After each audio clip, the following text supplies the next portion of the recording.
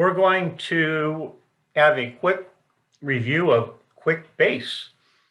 And there are three items that I'm going to go over. One is my top specifier or contractor. And we will cover the different tabs. And then also we go over a turf project. And last but not least, the QuickBase app and how to log activities onto your phone.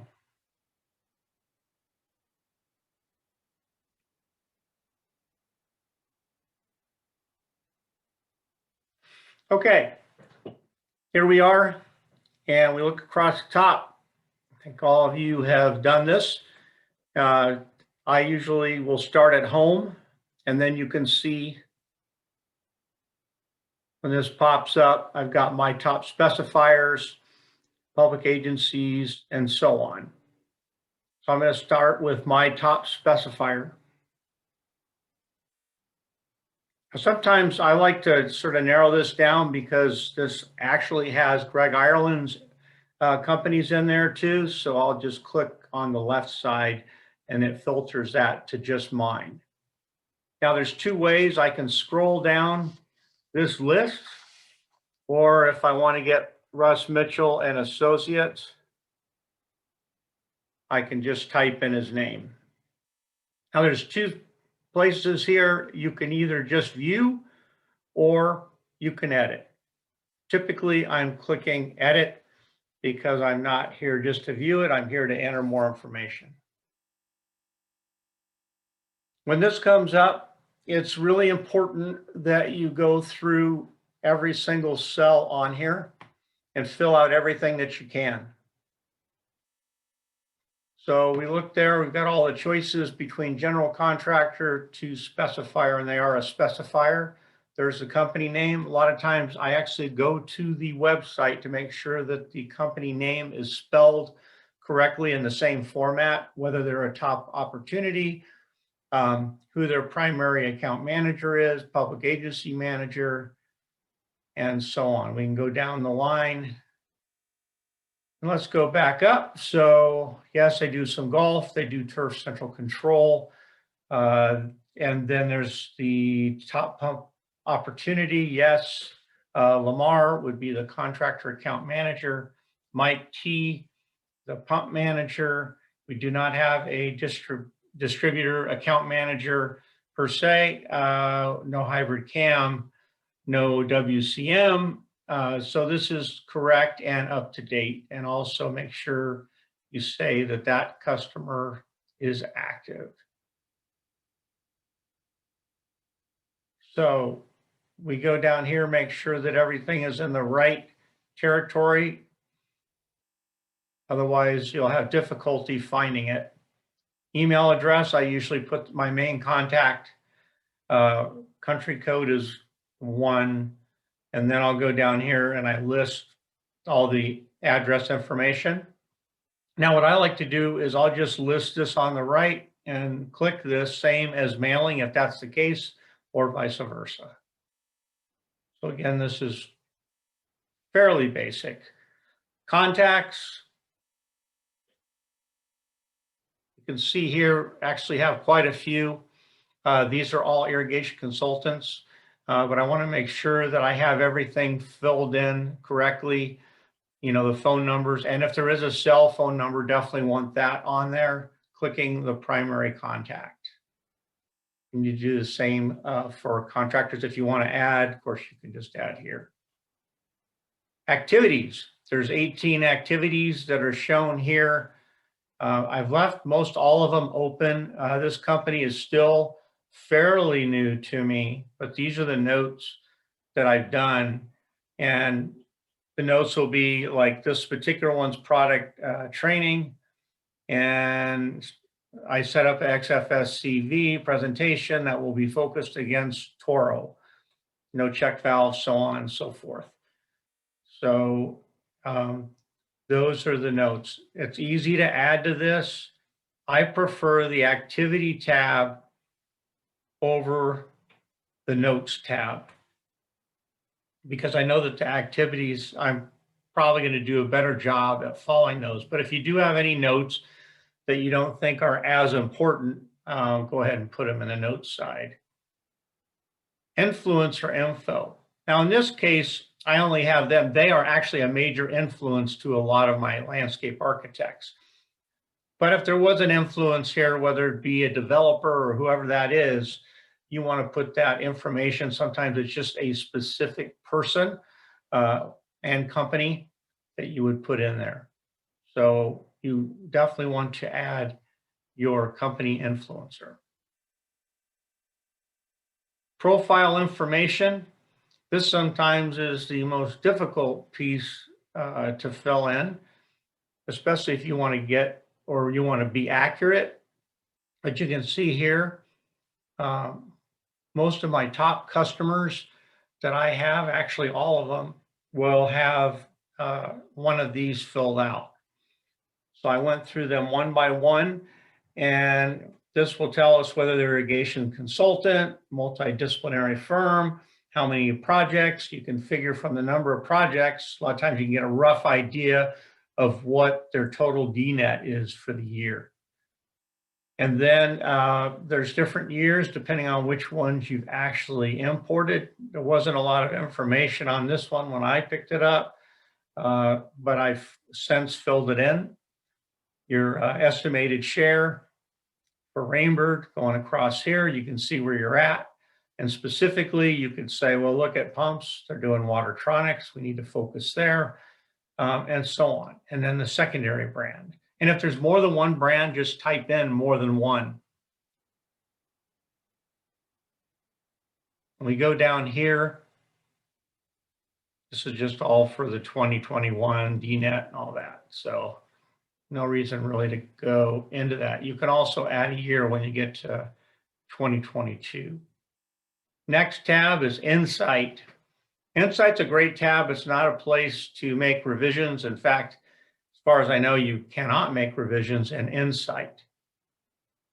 So Insight will go through and it compiles most all the information that you've inputted on this customer. And this way, if anybody wants to take a look, they can get a quick snapshot of this particular customer.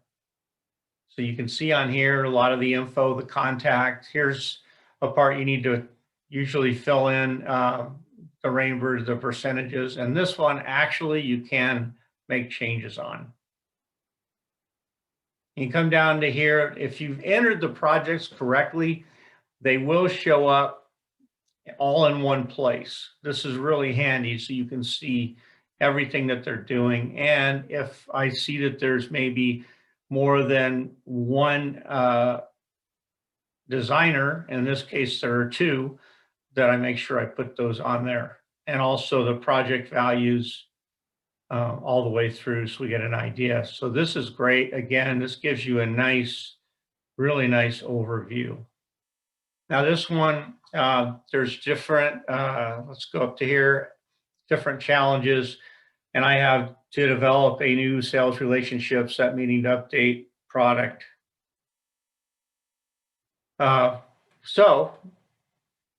And focus on RVANs in this case. And then you can add a pre-call plan, add a post-call plan, which I haven't done here. Strategy. Now, not every customer is going to have a strategy, but if they've been assigned a strategy previously, and you can add one, there's a place to add a strategy. These are corporate strategies. So if I go to here and I just want to look at it and not edit it,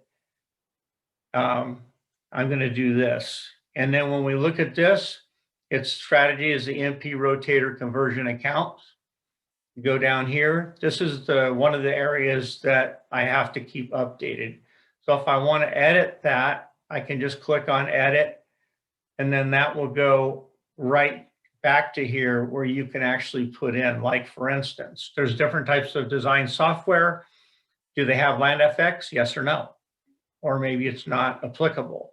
So this is the LandFX Design Advantage presented. So they don't need to have it presented because they don't use LandFX.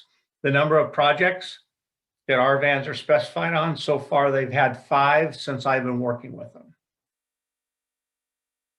Make sure if you make any changes, of course, to save it. Next up will be turf projects.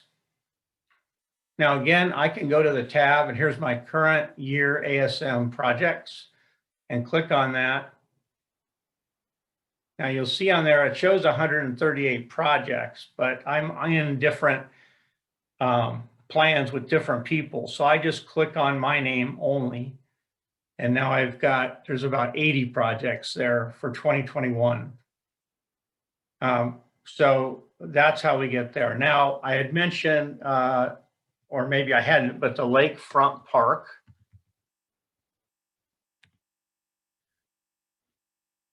Now, it's not going to show up because I typed lake. There it is. Let's go ahead and look at that.